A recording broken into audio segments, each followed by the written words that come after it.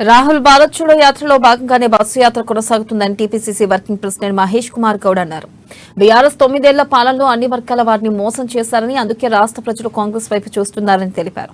BJP BRS ఒకటే, రెండు పార్టీలు లోపాయికార ఒప్పందం పెట్టుకున్నాయని మహేష్ కుమార్ గౌడ్ ఆరోపించారు. పర్యటన యొక్క వివరాలు తెలియడంతో పాటు పార్లమెంట్ అదేవిధంగా చుట్టుపక్కల ప్రాంతాల పార్లమెంట్ ఆదిలాబాద్ కానీ హైదరాబాద్ కానీ నిజామాబాద్ కానీ కరీంనగర్ కానీ అత్యంత స్థానాలు కాంగ్రెస్ పార్టీకి వచ్చినటువంటి అవకాశాలు ఉన్నాయి. ఇవాళ నియమించిన 6 గ్యారెంటీలు అరకొండలతో ప్రజల్ని ఆశలు పెడుతూ శాంతం సరకలుగా మిగిలారు తప్ప ఈ జిల్లాకు మీరు చేసింది శూన్యము.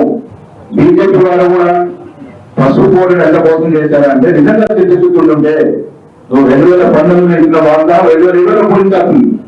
ఎందుకు 5 ఏళ్ళు కాలయాపన చేసి ఇలా మళ్ళీ మోసం చేసి ఒక పేపర్ మీద ఒక ఆర్డర్ నుంచి ప్రజల్ని మొదలుపెట్టే ప్రయత్నం చేస్తా ఉన్నారు. ఎన్ఎస్ఎఫ్ విషయంలో అదే మోసం చేరబోతా ఉన్నారు.